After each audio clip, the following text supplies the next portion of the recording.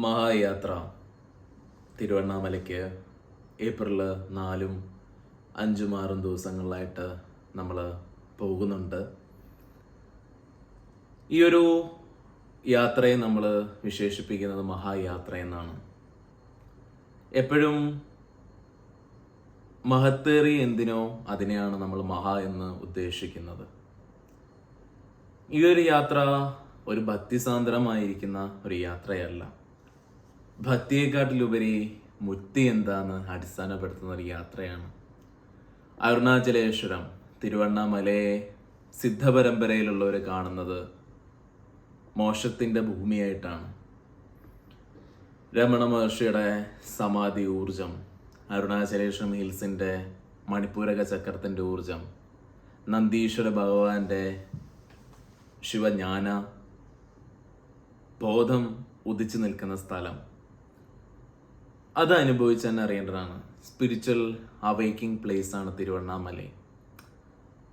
നമ്മൾ 4-ാം തീയതി വൈകുന്നേരം ഒരു 3:30 തൃശ്ശൂരിൽ നിന്ന് പുറപ്പെടും.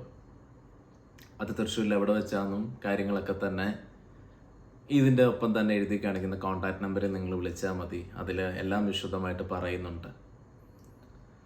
പിന്നെ കുറച്ച് രഹസ്യമേറിയ സ്ഥലങ്ങളിൽ പോകുന്ന വഴിക്ക് കയറുന്നുണ്ട്. നാദ ഹിൽസിൽ കയറുന്നുണ്ട്. കുറച്ച് ക്രമീകരണങ്ങളുണ്ട്. അത് യൂട്യൂബിലൂടെ നമുക്ക് പറയാൻ പറ്റില്ല.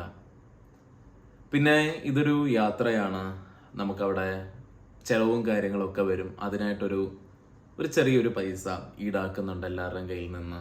അതും വിളിക്കുമ്പോൾ പറയും.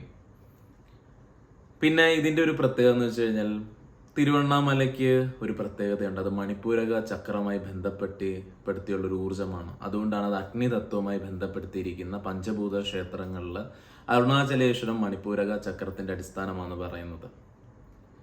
ഗുരുജിയുടെ ഒപ്പം വരുന്ന യാത്രയായതുകൊണ്ടും ഗുരുജിയുടെ ദീക്ഷ അവിടെ നിന്ന് സാധ്യതയാണ് മണിപ്പൂരക ചക്രത്തിനെ ആക്ടിവേറ്റ് ചെയ്തെടുക്കാനായിട്ട്.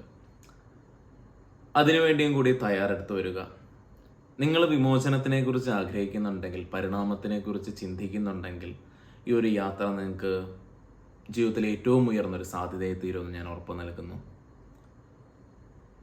സ്പിരിച്വലി എന്താണ് നിർവ്വാണയുടെ, ജീവമുക്ത അവസ്ഥയുടെ ഓരോ ശാസ്ത്രത്തിലും ഞാൻ എല്ലാവരിലും ജീവിക്കുന്ന ഒന്നാന്നുള്ള തത്വമസി പൊരുളാന്നുള്ള അടിസ്ഥാനത്തെ മനസ്സിലാക്കാൻ കഴിയുന്ന ഒരു യാത്രാനുഭൂതി തന്നെ തീരും ഈ തിരുവണ്ണാമല യാത്ര.